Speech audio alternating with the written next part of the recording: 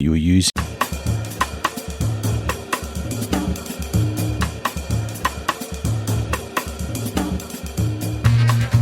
It is recording. Hi, this is Rob Schneider. Welcome to the podcast. See what happens? It's the joke. See what happens. It's also the podcast. See what happens is what my mother used to yell at me. My Filipino mother yelling at me whenever It's kind of like, I guess it's a Tagalog Filipino way of saying, I told you so. Today on our show, one of my dearest friends in the world ever, in any world, my dear friend from Australia, from Adelaide, Nino, Pilla. My kids call you, though, Nino Panino. That's right. How did that start, Nino Panino? Well, I've got a tendency to make a sandwich or a bread roll out of everything. Doesn't matter if I'm eating lasagna or vegetables. It's always going to end up with some sort of sandwich at the end of it. But I think we had a panini maker for a little while. Yeah. And I think like the Nino Panino kind of came out of that. And then the kids just rolled with that one. Nino Panino! And it just comes off the tongue. You should change your name to that. I think it would help every endeavor afterwards. But I should apologize to you. I mean, we've known each other since 2006. God, that's like 15 years almost, right? But Patricia reminded me, or said something. She said, Patricia, my lovely wife and your lovely friend, and she said that you do realize that every time you talk to Nino, for 14 years now, you always put on an Aussie accent and make fun of his... I didn't realize that I was, one, I'm impressed with how rude that is. I'm also impressed with how consistent that is. I mean, you have to give me that. That's pretty good. Yeah, even when you ring me up in Australia, you always put it on. I know. I don't know why I think that's okay. I think you're just used to it at this point. Yeah. Well, you do a good one, so that's okay. All right. Because, oh, man, I just never really thought about it. But, like, I do... Because it isn't an easy accent to get. And so when I did kind of feel like I got a good one, I feel like I could go ahead and go for it. I might as well do it. You know, and but I do, I've come to appreciate Australia and the people there. No, not that I didn't appreciate them before, but now as I've been around longer, it's a very unique culture, Australia. It is. Is it just because of the fact that there is not a lot of you? There's a feel of a sense of isolation, which makes you go out into the world. You could never travel anywhere without running into some Aussies. That's true, and you'll remember them because most of them are drunk. So there's a tendency to go visit the world if you're Australian. There's also a tendency to drink up the world, as it were. That's it. And so what is that? Where does that come from? Is there a sense of like isolation, do you feel like? Culturally? Well, the culture is very much a drink culture anyway. A drink culture being that's how you can relax and get... That's right. They love to drink their beer and so on, party on. Yeah, and it's like, I mean, it used to be people in the States don't drink quite as much as they used to. If people see episodes of Mad Men, which I've never seen, by the way, but my understanding of it from like, the blogs or stuff you read about it, it seemed like it showed a lot more...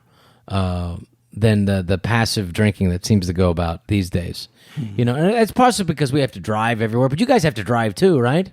We do. Yeah, the laws are clamping down even more so, trying to catch people drink driving. So, has it slowed down a bit? Because some countries, like Sweden, is ridiculous. If you have been drinking and you fall asleep in your car, you have not even been driving, but if you're in a vehicle, they can get you for that. It's not that bad in Australia, right? Yeah, if you're in the car... If you're just sitting in the car. Yeah, so basically you better not have the keys in the ignition. See, there are some places in America, and I say, like, I know, but like my understanding is that there are open container laws, which in other words, if you're not drinking the beer, but some guy next to you is, and it's a truck, and you have a gun rack, you're pretty okay in America. That's just my own interpretation. I haven't looked it up. But I would think that would not be okay. Even the gun is not okay in Australia. No guns at all. No gun and no drinking. Yeah. So but running into Australians is very common, and also they're very gregarious. It's not just the drink though. I don't think, because I have run into Not often, but I have run into some sober Aussies. They're more than willing to get into a conversation with you. Yeah, I guess being isolated and being so far from everywhere, when you go somewhere, you really tend to explore and enjoy yourself. And I think that's what they love to do. Yeah. Especially now that the prices for airfares have dropped quite a bit. A lot more Australians are travelling. So basically everything from cruise ships to flying, basically it's So it has dropped because they had that new plane. By the way, it is a flight. I mean, you're in LA now. How many hours did it take to get here? And there's no stopping, right? Yeah, it's usually 14 to 16 hours. Okay, 14 to 16 hours. Yeah. All right. So is there like a Kindle, or you're reading a book, or are you just sleeping on the person next to you? Well, personally, I usually fall asleep before the plane takes off. That's true. You can sleep. Yeah. And You don't sleep long, but you do sleep easily. I think that Patricia and you have that in common. I think you start to get tired on the jetway. You're basically asleep by the time you hit your seat. That's it. And then usually I'll wake up for the meal, watch a movie, and then sleep another 6 to 8 hours. And that's good. Yeah. So you think you sleep more on the plane than like when you land at the place? Well, that's my sleep. Really? Yeah.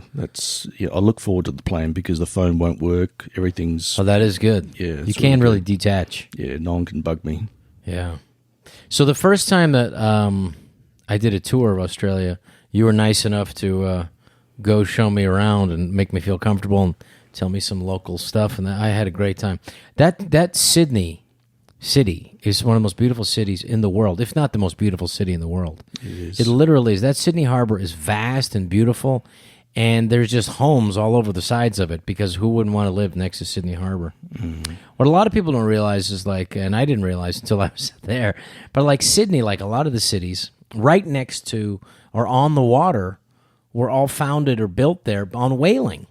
And Sydney was no exception. It was a whaling village that was, I guess when people first came, that was like the 76 station, or the petrol of the day, or the Chevron or Shell or what have you. And so that's I mean, when you think about that, I mean, there was makes sense, like Paris was another one.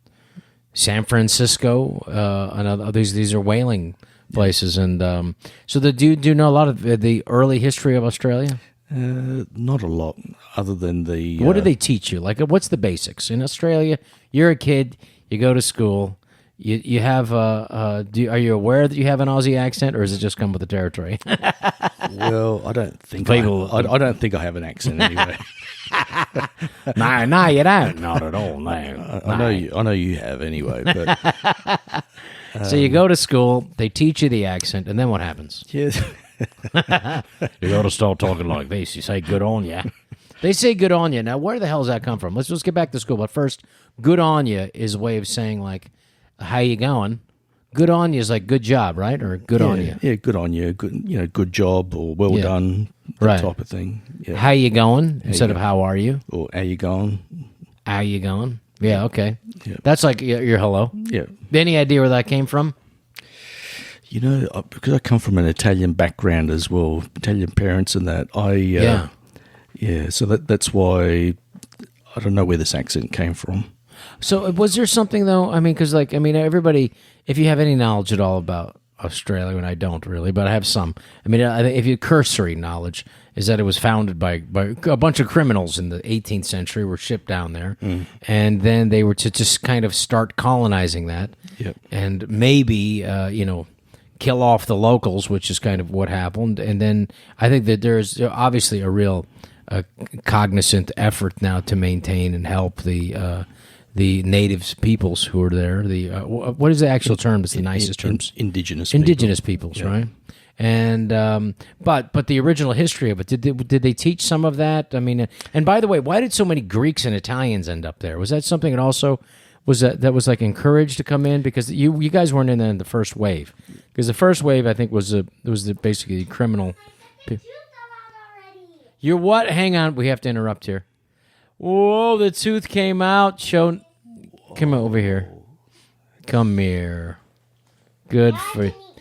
Nino's, now you can eat your pizza. Well, there is a pizza there for you. Tell Mommy to heat that up. Can you give me a kiss and congratulations? Tell people what happened. Tell them what happened. I lost my tooth because I was wiggling it, then poof, it fell out. And that's the first one or the second one? Second. Congratulations. Can I give you a kiss? You were the sweetest girl ever. I lost my first tooth. She lost her first tooth. That's so beautiful. God bless you. Okay, honey, get it. You can eat the pizza now. Okay, I love you. All right. So we should probably talk about how we know each other. Yeah.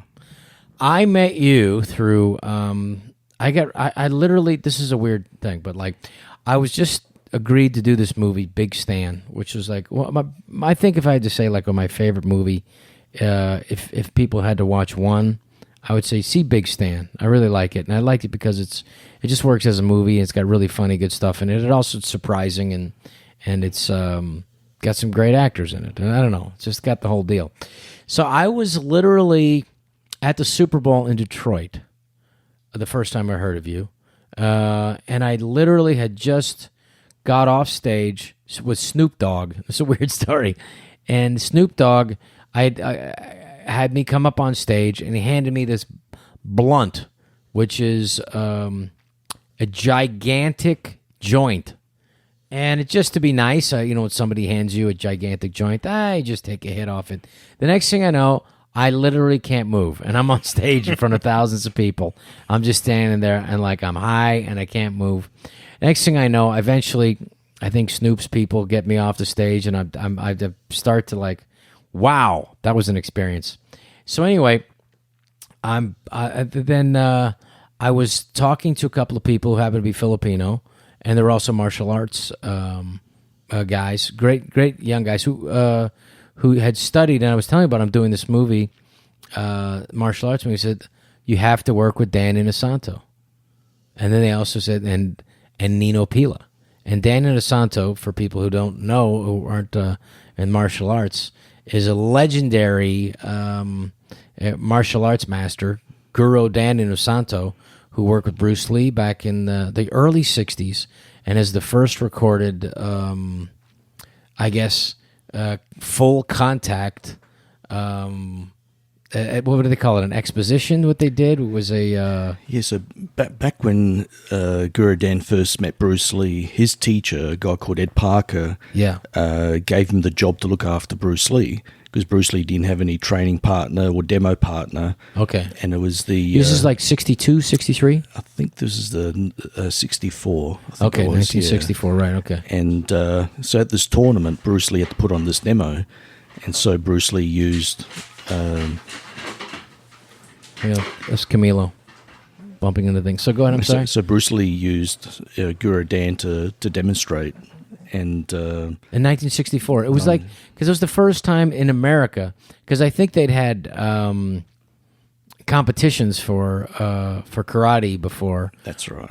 But they had never had. It wasn't. There was no contact. Yep. It was basically. Correct me if I'm wrong, but basically a guy would pretend to do a move or would do a kick or whatever, but not they make contact, and the judge would have to rule. Well, yeah, that would probably knock him over. He would have probably won in that competition. Is that correct? And some of them were like point system, where if it was one hit or one touch, that was it. It wasn't a continuous fight. Right. Okay. Like where it evolved later on. And the thing is that it was very restricted to the targets as well. Whereas what Bruce Lee was bringing in was like a totally different concept. And so Bruce Lee was his teacher was Parker? No, Guru Dan's teacher was Parker. Right. Because Bruce Lee's teacher in Hong Kong was the famous Yip Man. Yip Man, yes. Who's do you want to explain just exactly who Yip Man was? So Yip Man was Hong Kong. He was based in Hong Kong, and basically he came from a lineage. Basically he's probably the more famous lineage of Wing Chun masters anyway. Right. And Bruce Lee, naturally, his fame really highlighted who Yip Man was. So for as good as Yip Man was, there's always that question: would he have been as famous as what he is today if it wasn't for Bruce Lee? Right. And although Yip Man was the man as far as what he was could that do. particular style that Yip Man did? Was it Wu Chang? It's Wing Chun. Wing Chun. Yeah, Right. yeah. And with the particular the introduction of was hand to hand, but it was also had It's very much close range combat. close range combat. Did it include weaponry? Or was it just hand to hand? It did. So you're talking about the two sticks or the long stick, They'd have the long pole the long pole. and what they call the butterfly swords as well. Okay. Yeah. So this was something that Bruce had mastered. That's right. Well, yeah. So Bruce Lee probably didn't graduate through the whole lot because back there, because Bruce Lee was born in San Francisco, Right. the art was, there was pressure put on Yip Man to only teach their own. Right. And that's why Yip Man started, basically told Bruce Lee, couldn't teach Bruce Lee anymore, but he did assign some other top-ranking students to teach him on the side, and that's what he did. So he never completed the full training course with Yip Man direct. Okay. And so then when Bruce Lee came to Los Angeles, how did they meet? Was it through? So basically, Bruce Lee went to Oakland, he went to Seattle, and then he came to Los Angeles. Okay. And each one of those different places, and that's why there was 3 people that he really authorized and taught, and authorized to teach what he taught. One of them was James Lee, the other one was Taki Kimura, and which I think is 95 years old, living in Seattle. Wow. And the other one was Carradine. So basically, Jeet Kune Do was developed and created here in Los Angeles, whereas in the other places was basically Junfan Kung Fu. Right. Yeah. Okay. So, and what is the difference between the Jeet Kune Do, and the other ones that is in Seattle? So, yeah. Well, basically, if you look at it like the Junfan Kung Fu was like a series of techniques or movements, and Jeet Kune Do is more flow principles and concepts. So basically, if you can understand the principles of what Jeet Kune Do is all about, then you should be able to apply it to all the different arts and blend them together. Right, which is one of his, his last movies that he wanted to do was basically in the Game of Death. Bruce Lee wanted to show that I guess Jeet Kune Do, the way is no way. Yeah. That famous thing, be like water, my friend. Just flow, water. It settles itself. It might find its own. Be like water. But Bruce Lee was born in San Francisco, but he must have moved to Hong Kong when he was young. Yeah, he did. But the fact that because when you hear him talk, I don't hear because I'm from San Francisco. I don't hear him talk like me. I hear him talk like, that was a kick. You call that a kick? That's not a kick. A very thick Cantonese accent. Yeah. Well, he grew up in Hong Kong, but he still had that thick accent. But I guess, technically people can use that against you. The fact that you're born elsewhere. Oh, yeah. That's all they wanted. Right. There were times apparently. By the way, very segmented. Like there's also and jealous, I would say, some of the different crafts of martial arts. They want to keep this, and they don't want anybody else to know. And it's like it's a real secret. Yeah, there's stories about how Bruce Lee would sometimes go training. He'd get there early, and as other students would turn up, he'd say, "Oh, the teacher's sick today. He's not teaching, so there's no class." And so all the students would go, and then the teacher would turn up to teach, and it would only be him. And so it was that sort of thing that they started to get annoyed, with Bruce. Wow. Yeah, but he was a visionary. But the thing about why Bruce was a visionary was he didn't feel like he would cross all the martial arts and put them underneath one umbrella, and said that the no way was the way, and that must have also pissed off people. That must have annoyed people who feel like, because they're. Is there a real sense in the martial arts? And I know Gerdo Dan is a practitioner of Bruce's and was his number one at the Jeet Kune Do. But what would you feel like? There is a real hierarchy. Like our way is really the way. I think it's one of those things. Everyone tends to believe that, and if you because I know, like in acting, there's the method. This is the way. Yeah. Yeah, but I think that, for as much as you got to have a certain belief in what you're doing, but at the same time, yeah, I guess it's how you brought up. I guess although I was actually taught from a traditional background, starting with the Taekwondo, Hapkido, and then started studying a little bit of Wing Chun with one of the seniors to Bruce Lee, who introduced me to Guru Dan, and then training with Guru Dan, and then following his path over the last 35 years. I guess Guru Dan leads by example, that there is no one way. Every way is good. And the thing is that everything changes with time. What you're good at and the style of fighting that you're going to be using when you're 20 is going to be totally different to when you're 40, right, and totally different to when you're 60.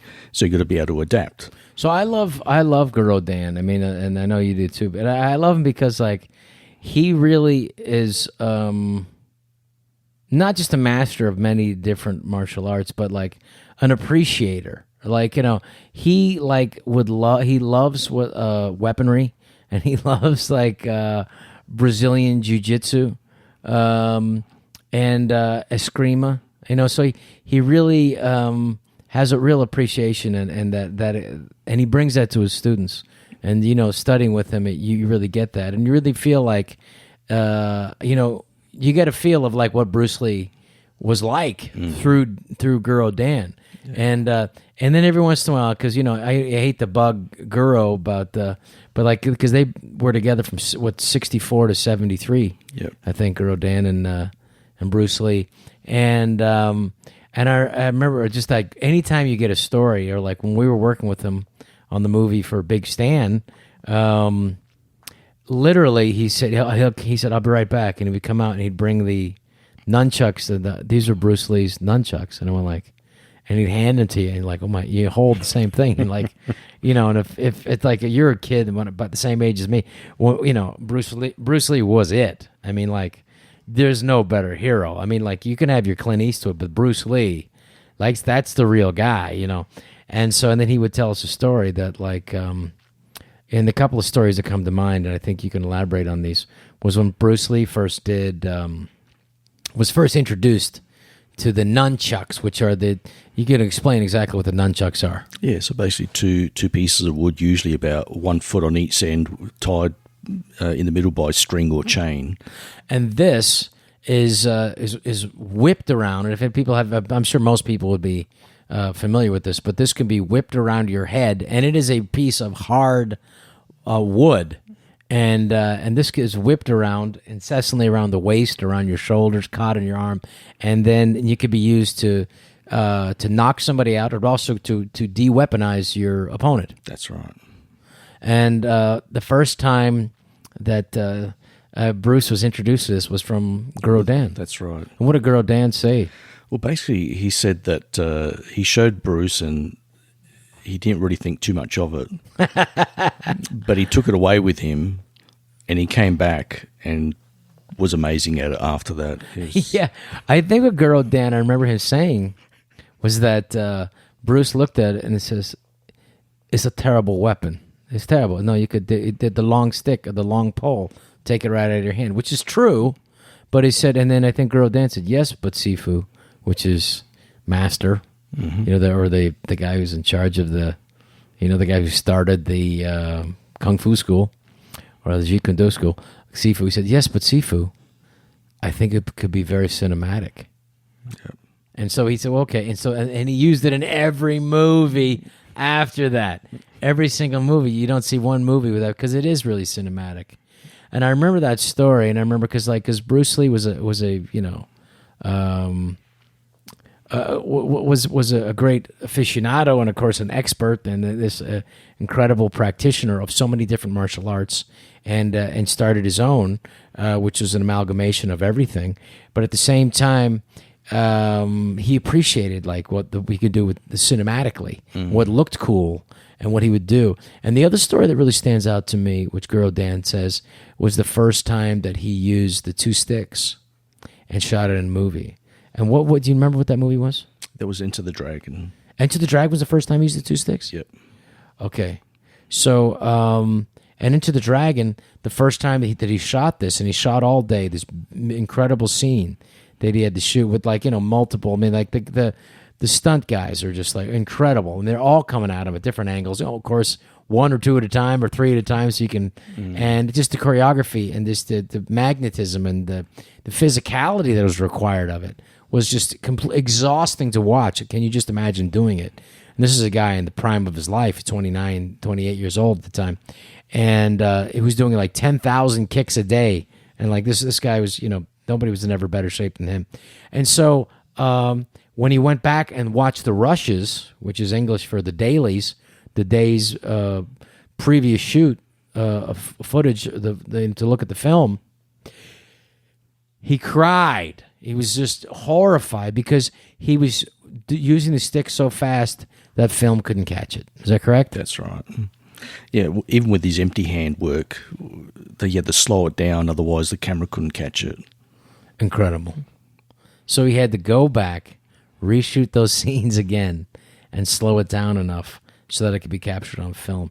And I think when I went back and watched it after hearing that story, you found less. He would like the flow of everything was slowed down. So he would go hit, stop, hit, stop.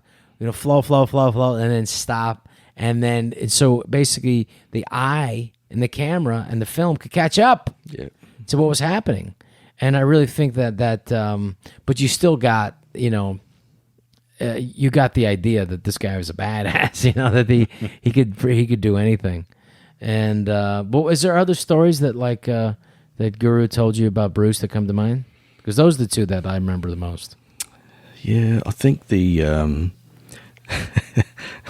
it's funny. Like sometimes Guru would show him even a pad, like a pad that you use in football, for instance, and he'd say to Guru about kicking the pad or using it for training and that. And sometimes Bruce wouldn't really think too much of it, or same thing as the nunchucker and that. But if you look at the Way of the Dragon, he's got the guys in the back of the restaurant holding those pads that Guru had given him. And he's actually kicking the pads and that. So he started to understand that you could use it in film, or that could be used as a training method, that sort of thing. Right. When they first started, using like focus pads, for instance, in those days, they'd either use flip-flops on their hands. Wow. You mean like the like what the boxers use for mitts, basically? Yeah, they didn't exist. Flip-flops. Wow. That's why it was all... the actual MMA glove, where do you think that came from? From Bruce Lee. Wow. Because if you watch Enter the Dragon, when he first starts, he has that fight. And basically that's like a Kempo glove where they cut the fingers off and that became an MMA glove. And wow. That was the first original MMA glove. Incredible. Yeah.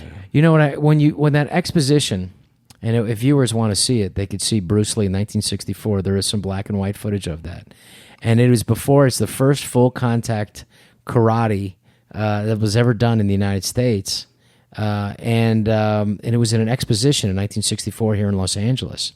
And I'm telling you, the gear that people have now in headgear did not exist. They didn't have that gear. So basically, it's almost like football pads and stuff that they put on and that taped up. And so, I mean, where did they get that? Did Guru Dan ever tell you about that? Yeah, well, Guru Dan, that's all the stuff that Guru Dan had. So that was just because he was a football player. Yeah, he played up in Stockton, right? That's right. So whether it be like a catcher's helmet from baseball and the shin pads, that shin sort pads, of thing, right? Yeah, that's what they were. And he had like foam, like stuff over like a catcher's outfit. Yeah, that's right. He was they were built for battle, like with what he had. That's right, because Guru Dan also played football up in Stockton. That's right. And I think he was a running back, but he was tiny. I mean, he's like, what, 5'4"? He's about 5'5", yeah. 5'5", Guru Dan Inosanto was 5'5". He was playing, he must have been 126 pounds, but he could not say that he was that weight because they would have went after him and killed him. So he had to say he was like 155 or 160 or something like that. They had to lie about his weight, yeah. Yeah, because we can kill that guy. He's 126 over there. Yeah, so he had to lie and say he was as big as us, as we are, like 160 something right now. So, okay. So from that really changed and started from that full contact exposition in 1964. What was that exposition? That was the Long Beach Internationals. So the Long Beach, that was what changed and actually started to implement karate and contact karate in a different way. Before it was just judges guessing who would have won in a competition. This was actually like people had to actually do it. Yeah, and I think, I guess they everyone's eyes were very much opened to what Bruce Lee had there, what he showed, what he demonstrated, and how things evolved from there just changed, And some of the champions that came after that started training with Bruce Lee, and then they went on to become even bigger champions, like people like Joe Louis. He was a kickboxer. Yeah. And in the old point karate days and everything else, he was like very, very good. And so they all trained with Bruce Lee. Some say they shared ideas and everything else with him, but yeah, the who's who always met up with Bruce Lee and exchanged ideas anyway. And so when he set up shop here, he set up shop in San Francisco, Seattle, and it's Tacoma, was it? It was Oakland. Oh, Oakland. Okay. Oakland, Seattle, and then Los Angeles, right? Yeah, okay. Chinatown. And so Guru Dan was Guru Dan was teaching the Chinatown school, and so whenever Bruce Lee was in town, he'd come. But the actual school was being run by Guru Dan. And Guru Dan's background before Jeet Kune Do was what? He studied a lot of different systems and that, but at the time when he met Bruce Lee, he was actually right into the Kempo karate with Ed Parker, right? But he had been training in the Filipino arts and everything, so he'd really been inspired and encouraged. Even like his first book on Silat, for instance, was given to him by Bruce Lee. So yeah, the way Jeet Kune Do Silat is Indonesian, right? Yeah, so you got the Malaysian, Indonesian, Filipino. There's different styles. Yeah, and that's the two sticks.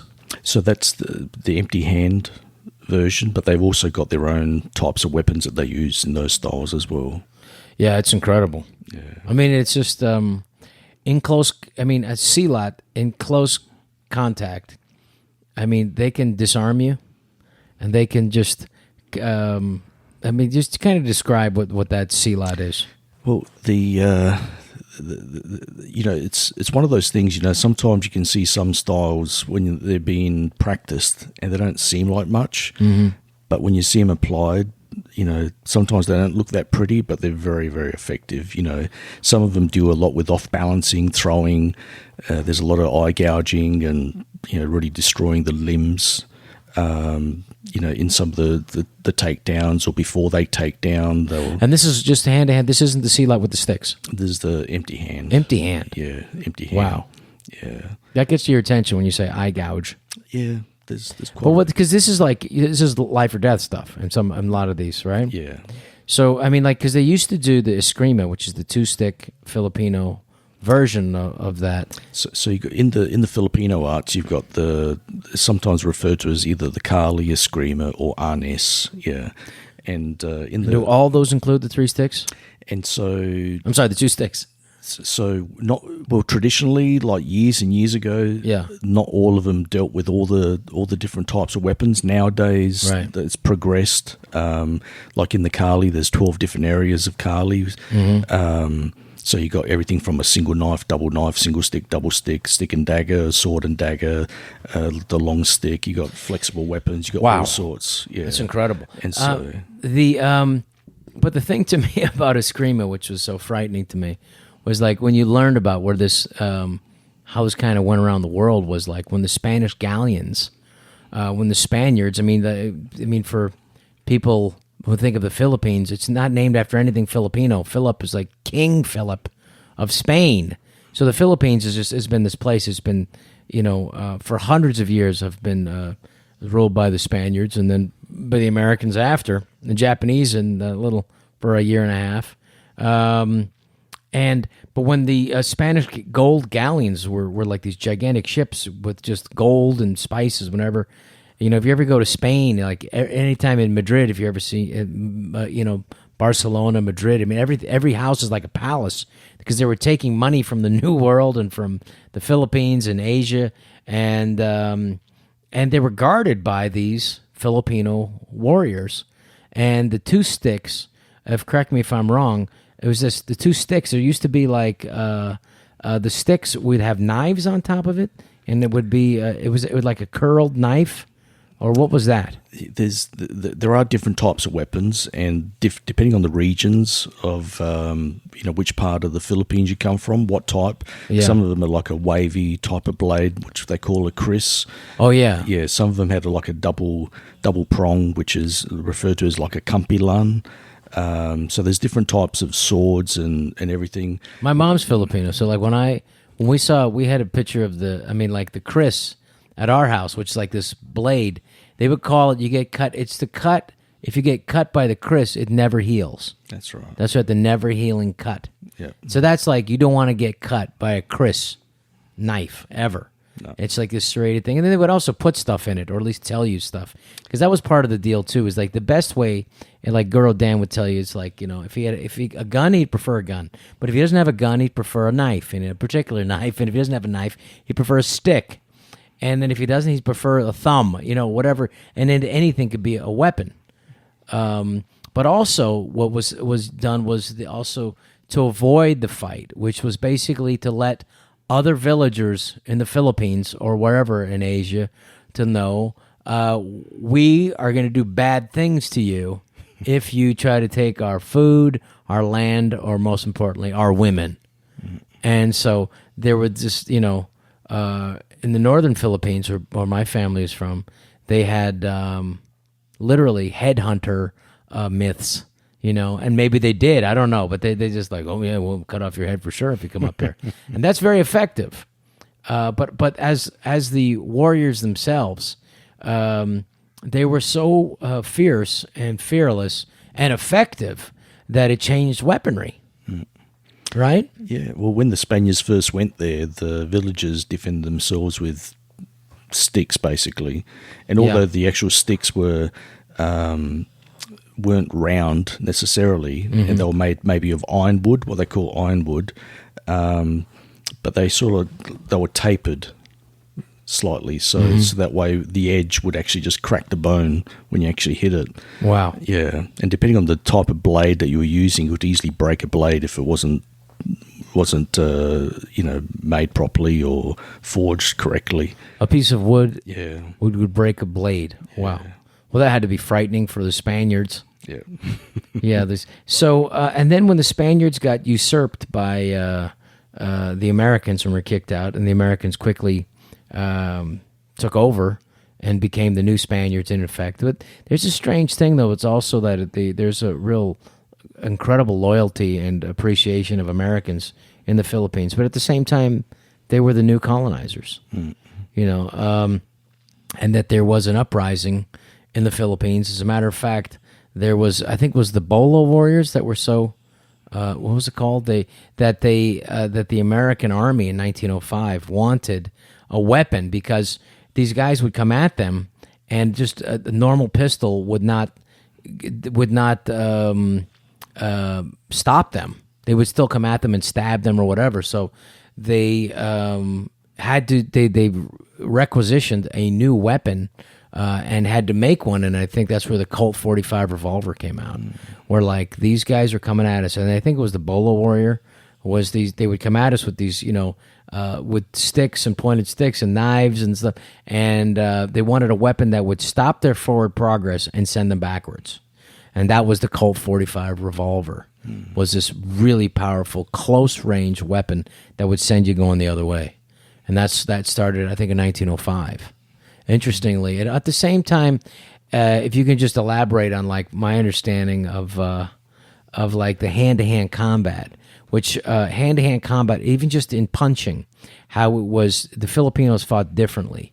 It was like, if you take a look at, like, the old boxing, like, 19th century English boxing rules, you got a lot of guys with their arms down, their fists faced up, and then thumb up, and they were just the English kind of rules where they would punch from the hip, right? That's right. And the hip. And then the Filipinos where they're were very close to the both hands on the sides of the cheeks, on the sides of the head, but the difference in the punching was closer and up, but they would hold knives at the end of their fist, right? That's right. So there was a slicing kind of thing. Yeah, Can you elaborate on that? Everything was based on the weaponry, basically. So that's why you'd actually have the hands up in a different position.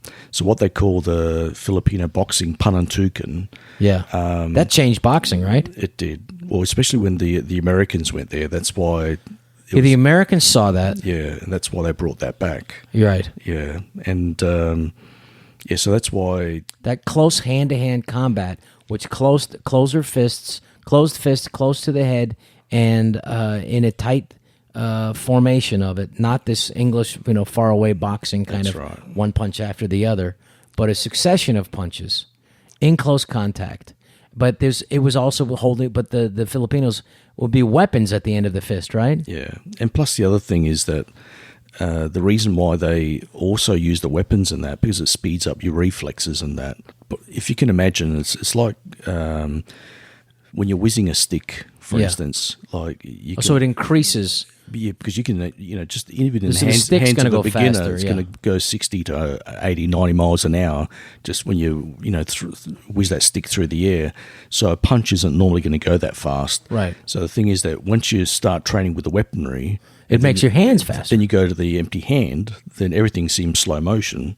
It's like driving on the freeway, going at 70 or 80, then you get onto the normal street and it just seems slow, and that's what it is. And that's why they would actually train that way as well. Wow. And so that came back, was it African-American fighters? I mean, that were army men that brought that back? That's I think they called them the Buffalo Soldiers.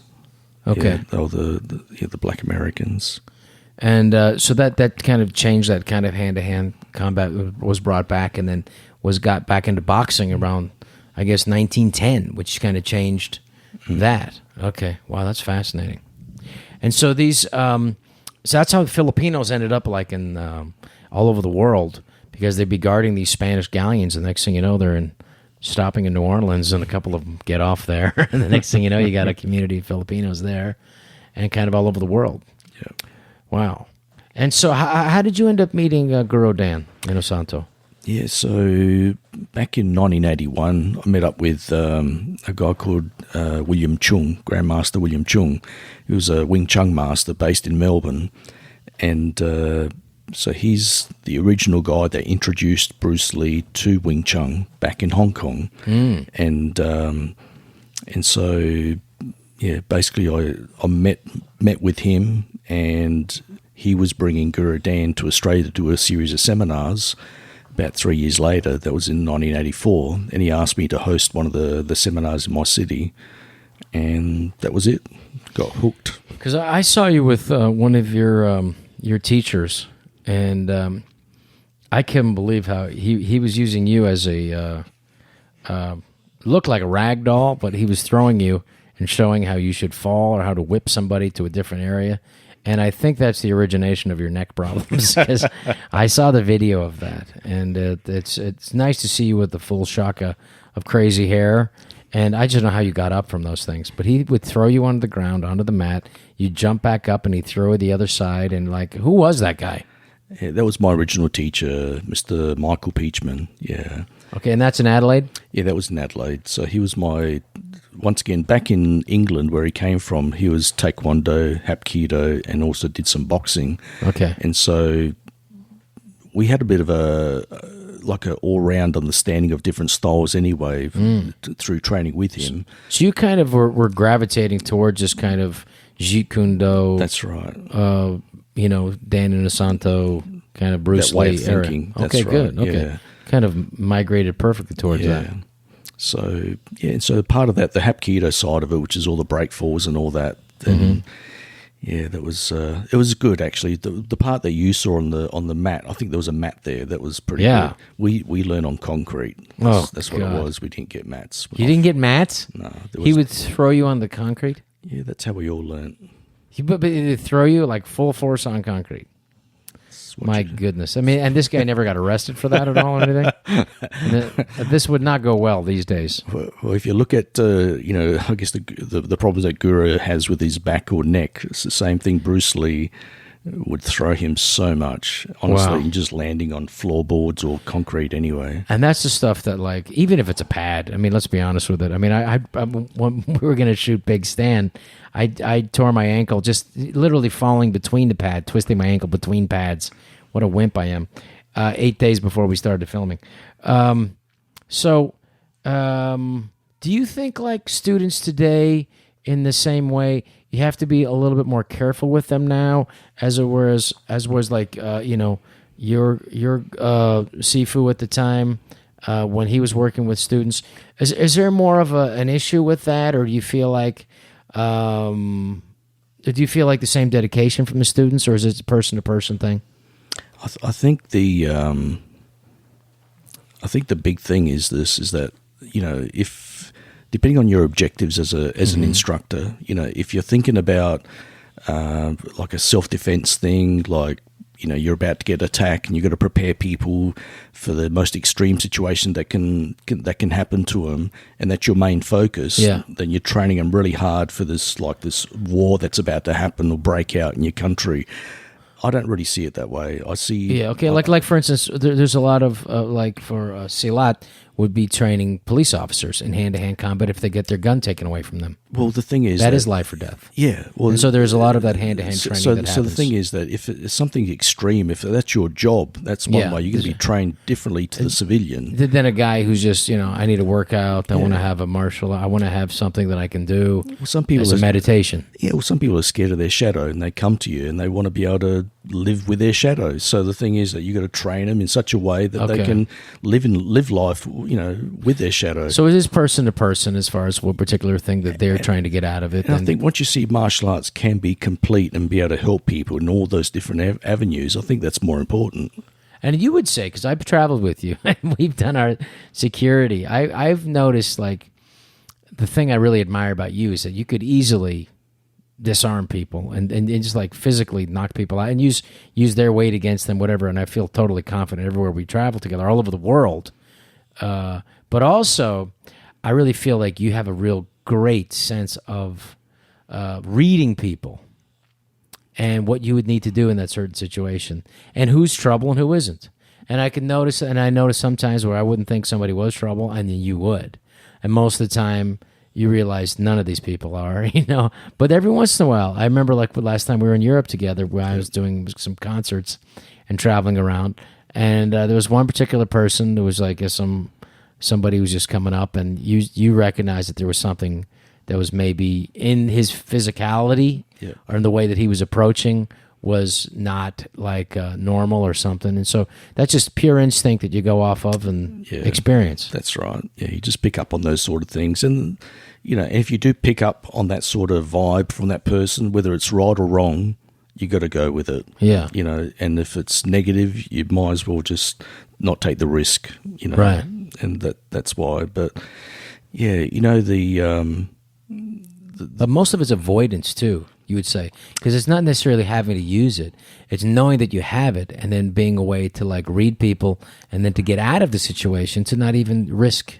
Well, one of the biggest lessons that my first teacher taught me was the biggest thing is to be able to walk away from something. Yeah. And when you think of it that way, is it because you're scared that something's going to happen to you, or you're scared to use it? So for me, it's more about avoiding. If I've avoided something, that's a success. That's a success. Right. And it's not like about like the manlyhood thing. It's like, who cares? That's right. That's the problem, because a lot of times people get their ego attached to it. Yeah. And that's why things happen. Whereas for me, every day that you think you don't need me, that's a good day. Yeah. That's good. That's like a weapon unused is a good use of the weapon. Yeah. Yeah. Is the best use of a weapon. It could be, because when you have to use it, it's if you could have avoided the situation, which is most of the time. I mean, like, and I think that is a good. I mean, the one thing I really feel like I got was after working with you for months. You were incessant. I really was great, and we got to get back into it. There's one more movie we got to do for people who haven't seen Big Stan. It's all over. You can get it anywhere. I think it's like 50 of them on YouTube in various subtitles. Was that to have that knowledge is 99% of it, and then you can always have it, and defend yourself, but you don't to not need it is the real power. And I feel thank you, because I always feel like I can defend myself, and like I think I run out of energy a lot quicker than 15 years ago. But that was incredible. You were great, because we were able to work. I literally so going back to Snoop Dogg, I'm on stage with Snoop Dogg and his dumb blunt that he gave me. The next thing I know, I met these young guys who I think were from Long Beach or something, and they had studied with Carradine, and they said, you got a call. And I said, well, give me his number. And the next thing I know, literally 2 days later, you and Carradine and Inosanto came in my backyard with sticks, nunchucks, and those famous pads that Bruce Lee had. And it was 7 months we worked before we started shooting. And it was great because with each frustration that we had on the delay in shooting was a celebration that we had more time to train. And it was great. And I remember you're going to get this. And I remember one of my favorite moments, there's a lot of them, was I can't do this spin kick. I can't do it. He said, well, you don't have to do it. Yeah, how far can you spin? Okay. Can you spin a little more? Have a little more. How about a little more? Well, you're almost there. So the next thing I know, I'm doing the spin kick.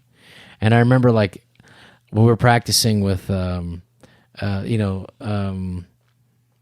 greatest guy as as the bad guy. And then, you know what? Let's just let him do it.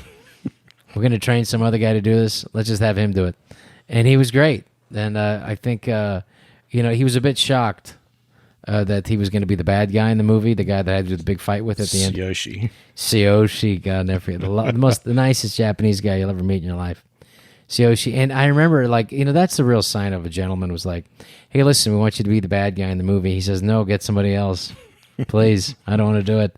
I'm not, but... And then I said, no, it's going to be funny. It's going to be good. And you're funny. He's naturally funny. And he's great. And we were working together for months, so let's just go ahead and do it. And he was terrific. And I hope he had a good time, because it was a lot of fun. But he's a big boy, Tsuyoshi. I think he was coming in at about $195 after he lost 25, 30 pounds. And so I remember, I had my taped up ankle and everything, and I had to do the spin kick that you just told me to do. It gave me confidence in it. And I noticed that he would throw himself when I kicked him and everything good. But when the timing was wrong and I kicked him and he didn't decide to throw himself, I remember it was like hitting a telephone pole. It just it didn't move. The only thing that moved was my ankle and the throbbing pain going from my ankle up to the top cerebral cortex of my brain. And just ow! And I just... remember it was such a pleasure to shoot and have fun with, and I just remember we were in the office and they said, do you want to do a kip up? And I went where you're on your back and you just pop yourself up and jumping on your ankles and throwing all your weight forward. And I was like, you know what? No, I don't want to risk it. I was 42 at the time or something, 40, and I went this. How about less, potential ending of the movie, and let's. We're ready. We're in trouble. So, but we got to work with some great people on that film, Big Stan, and one of the guys who I didn't even want to make the movie if he didn't do it was the great David Carradine. Now, David Carradine, the legendary Kung Fu, was a very natural-looking, confident as a martial artist. But why don't you tell our listeners what he didn't like to do? Well, he didn't really like to be told what to do. Yeah. He didn't want to rehearse the martial arts choreography because it is a dance. Yeah. And you have to know the dance so you know this way so that people don't get what? Get hurt. So what happened? Because I talked to him. I was in his trailer and I said, listen, I'm going to send over Nino Pilla. He's a martial arts expert. You love the guy, and And they said, you'll have a great time. He's very patient, and you'll learn exactly the choreography that we're doing. So I sent you over to his house in Bel Air, and what happened? Actually, I think that was the first time. I think that was Yoshi that went there. Oh. Yeah, and because I remember, because Yoshi came back with you into my trailer. and Yoshi said that he was he was just fighting it most of the time. He just didn't want to do it. He was like sort of doing it, but couldn't really remember it. And for as much as like he would go through it once or twice, but not really confident that he really had it. And that's why when he really did it on the film, he broke my finger. Yeah. Because he decided it was fun to do it one speed. Let me do it at a different speed so Rob doesn't see it coming. The next thing you know, there's a shot, and I think it's right up there. Let me get it for you, Nino. It's right here. This is the frame, the actual frame from the cameraman where David Carradine broke my finger. And they printed it out for me, and that's the shot. And I remember because, one of the things when I was working with David Carradine, I was so grateful just to be working with him, is that I never wanted to yell at him, or to and so when he realized that he could get away with anything with me, he started to drink a little bit earlier and also not rehearse if he didn't want to. So when he broke my finger, my instinct was just to walk away and, calm down. And I walked up the little hill because we were shooting in this little, I don't know where it was, this little valley where whatever we were shooting, this little meadow. And I walked away, went up this little hill, and I hear this voice behind me, David Carradine, saying I hope this doesn't affect our relationship. And I went, no, David, it'll be fine. I'll just tape this thing up. And he was great, but not wanting to rehearse was tough. So we had to use some stunt doubles and stuff, and so the martial arts training would look like martial arts training. Yeah. But he was great, though. He was very confident about it. Yeah. But when you met him, what was he like for you? Yeah, pretty much the same. We're super confident, and if it was something that he knew how to do, he was really good. But as soon as you started to try to show him anything else, he was just the opposite to Guru Dan. Which is he likes to do it. Yeah, he just loves learning new things and being challenged with new ideas and just, very open mind. Did he say to you, I'll just wing it? Or what was his words to you when you wanted him to actually figure out the martial arts choreography so that I wouldn't have a broken hand? A lot of times he'd say, yep, I got it. So, yeah. Wow. I did feel bad because in the original script, it was he'd smoked a lot, and it was like he was and there was some great lines in there that there's no smoking in the house, master. Yes, there is. And he's smoking these, and I felt bad because there was hundreds and hundreds of cigarettes that we made him smoke and to shoot this thing, but it was funny. Just ashtrays and ashtrays. I remember him looking at me like, I like to smoke, but I don't know if I like to smoke this much. And we had like a real scorpion on the set, that was like, you will not eat scorpion. Or it was just some really fun lines that were, that was a lot of fun to make. But it was, to me, the combination of the movie that had some really funny silliness to it, but also had that, because what wasn't in the original script was that it's about a guy who starts to care about the prisoners, and that was not in the original script, and that was one thing that I had put in there, so that it was this guy just doesn't do this journey, because originally what's about it, a little guy goes to prison, is afraid of what could happen to a little guy in prison, getting raped. The original title the film was Big Stan Unrapeable, and that's probably not going to be a movie that they would allow to advertise back in 12 years ago, or even now, of course, even more so now. So, but that was the premise of the movie, and I thought it was outrageous enough. Let's just try to make it, but then let's make it a real movie, and let's really do respect the martial arts, and so it had a wonderful mix of everything in it for my money. And it was great because to me, it's like, having you and Guru Dan was just, it's an honor to work with and to really do some stuff that I think came out really good. Now, before the big prison scene, which is probably the best fighting sequence. There's like 4 or 5 fighting sequences in the film. Big Stan, but the one that everybody remembers is the one in the prison yard, which was a real prison yard. It was only like one penitentiary, from the real hardcore penitentiary in California for women, and it's like to let you know that there's not enough of them. They let her shoot there. That while it was still going on, So basically, unfortunately for that prison, there's not enough violent female offenders. So we're able to shoot in that prison yard. And with a lot of the extras up there were former prisoners. There was a lot of ex-cons, yeah. A lot of ex-cons who were played extras in the movie. And that was months and months of practice. And we're going to take a quick break, and I'm going to tell you all the places that you can come see me, Rob Schneider, live. Comedy Zone, Jacksonville, Florida. That's September 20th and the 21st. There'll be 4 shows. The Comedy Zone, Jacksonville, Florida, September 20th, 21st, 26th. I'll be at Seattle, Washington at the Laughs Comedy Club, tiny little club that I love there. And then I'm going to be at the Molson Canadian Theatre at the Hard Rock, and that's Coquitlam, British Columbia. That is the 27th of September, Friday 27th. Saturday I'll be in Seattle, 26th of September, 27th. Coquitlam, BC, the Molson Canadian Theatre, Hard Rock. And then I'll be at the Mount Blue Casino Resort and Spa, State Line, Nevada, October 4th. October 5th, I'll be at Rohnert Park at Sally Tomatoes, Rohnert Park, California, Northern California, October 5th. And Sunday the 6th, Blue Lake, California, Blue Lake Casino.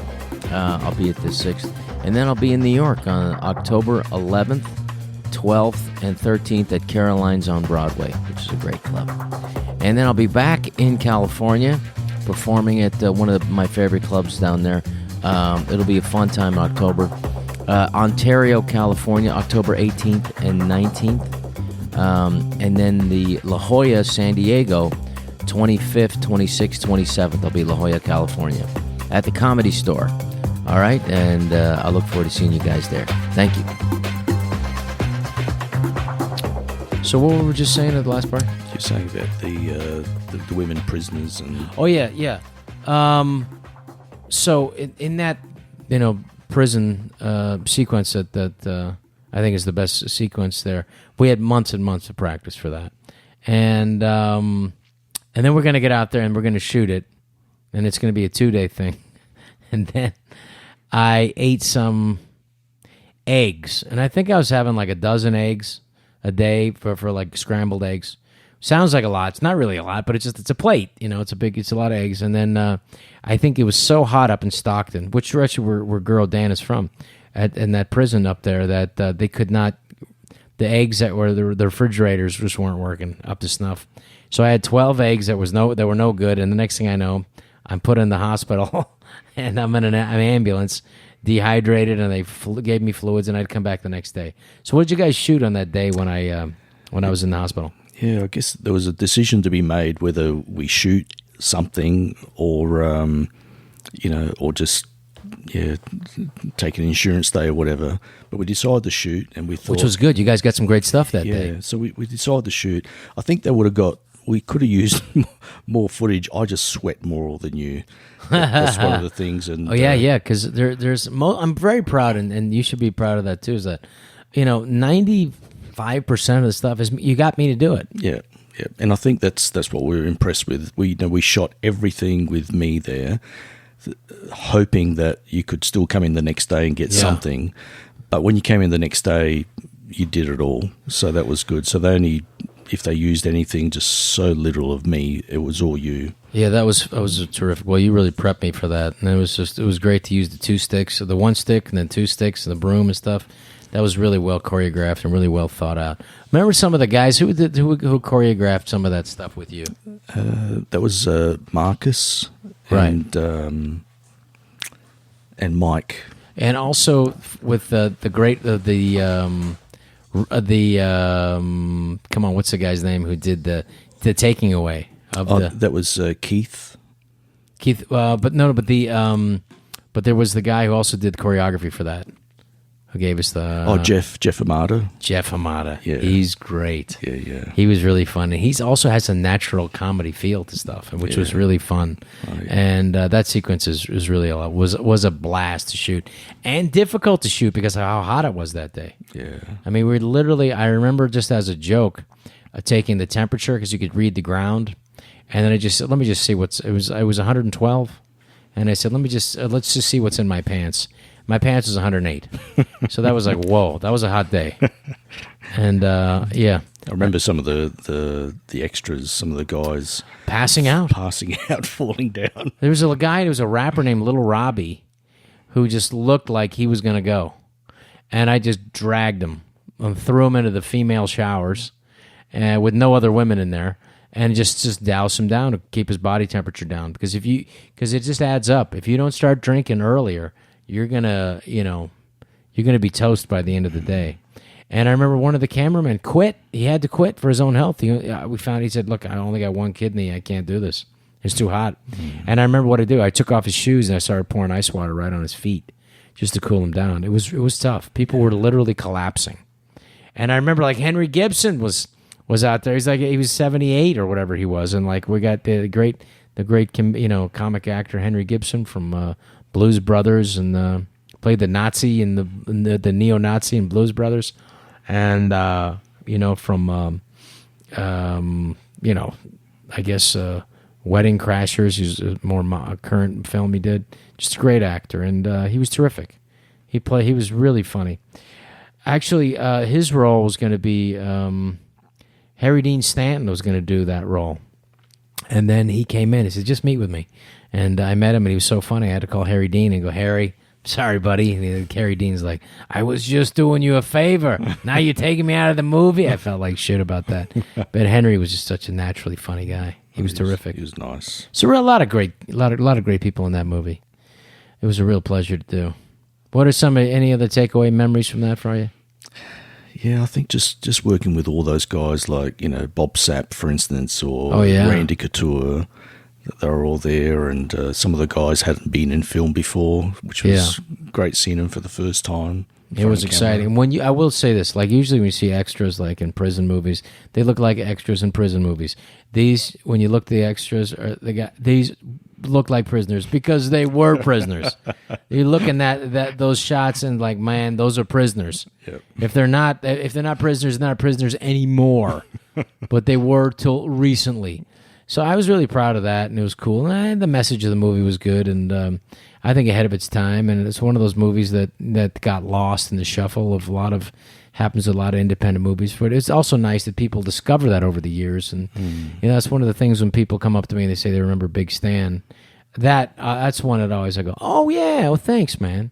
More than the other ones that everybody that are more common that people. Everybody saw Deuce Bigelow, but for the cool people are the ones to me that not that you're not cool if you see Deuce Bigelow, but like the cool ones for me is like Big Stan. It's the one like, and in certain countries it's like a huge hit. It was like in Russia. I have these fans from that movie plays every month in Russia. It's unbelievable. It's one of those things that just is just it hit hard there. South Korea did really, so like, and it was in Australia, it did good in Mexico. So it is what it is. And it's just one of those things that you make a movie. And I remember Quentin Tarantino talking to me after that movie because of the struggles getting it released wide in America. And he said, it'll have a life. Movies have a life. You don't know now. You'll know more about the movie 10 years, 12 years from now.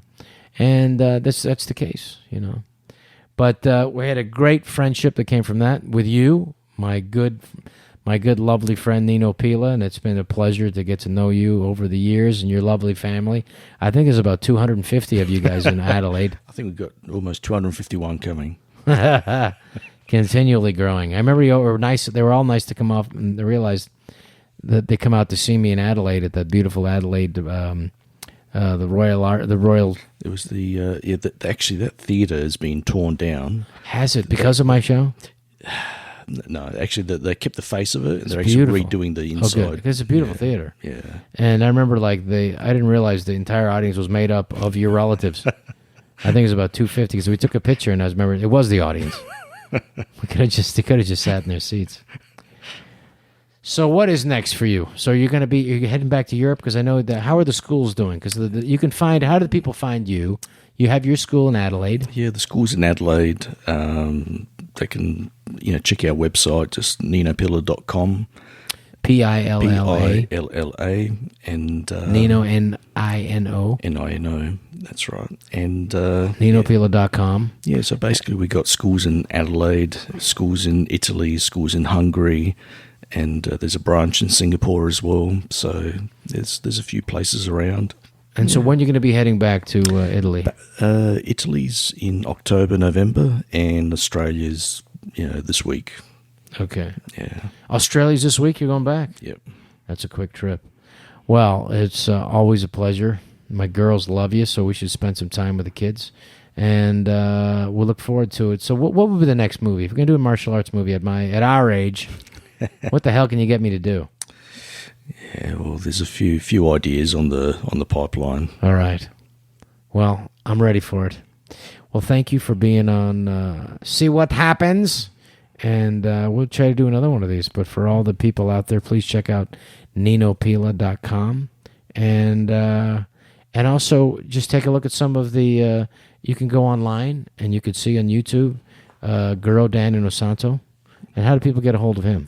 Yeah, if you just Google the name Dan or just Dan Inosanto, you will see a ton of stuff. Inosanto, Inosanto. That's right. And it's incredible. And if you ever see the movie, the last movie Bruce Lee ever made, The Game of Death, the guy with the nunchucks in one of the levels of the what did he call that? That's the pagoda. In the pagoda, yeah. Yeah. One of the levels, the guy. It's the first level, right? I think it was the... Is judo the first one? I think it was the second level. Okay. Yeah. So judo was the first, right? I think it was the Hapkido. Hapkido guy. okay. Yeah. And then, judo's after. I think it went Hapkido, then Carradine, and then it goes to Karim after that. Wow. Yeah. Wow, that was amazing. Yeah. It was incredible to see that. So that movie, they shot all the fight scenes first. That's right. In the Game of Death. And the fight scenes were all completed. And the most difficult stuff was the fight scenes. And the stuff that they didn't get shot was the actual storyline. Storyline and all the scenes leading up to it. But they did release it. So how the heck did they do that? They just kind of... Yeah, they just got some Bruce Lee lookalikes and some bad CG work back in those days. Should they go back and redo that? Yeah, I think just leave it. Leave it as it is, right? Yeah. Did you ever read that letter that he wrote one time? That thing about how his goals by 1980? Yeah, that's right. Do you remember it? Yeah, I think it was to have a certain amount of money and to be $10 million in the bank. Yeah. Biggest Oriental superstar in the world. Yeah, and I think to have a Mercedes or something. Yeah, and he got them all. He did get them all by 1973. Yeah. Wow, incredible. Well, thanks for those stories and thanks for training me. And hopefully we get another movie in our future. We'll get one of those. And it was a pleasure to get to work with those guys. I mean, some of those guys are gone now. Yeah. The great Scott Wilson. It's great to work with him, our dear buddy. And David Carradine. That's his sword right up there. He's all over this office right here. And Henry Gibson. Yeah, he's Passed away. And then also Diego Morales. Yeah, that's right. Yeah. And the lawyer. Oh, Emmett Walsh? Emmett Walsh. No, I think he's still around. He's still around. I'm glad. My goodness. Emmett, we apologize if... Sorry about that. Emmett, he's got to be getting up there. We should give him a call, see how he's doing, by the way. But all the best. Well, Nino, I love you, and we'll get together, give my love to your family, and I'm glad you came by. Let's go spend some time with the girls. No worries. This has been See What Happens? Thanks for listening.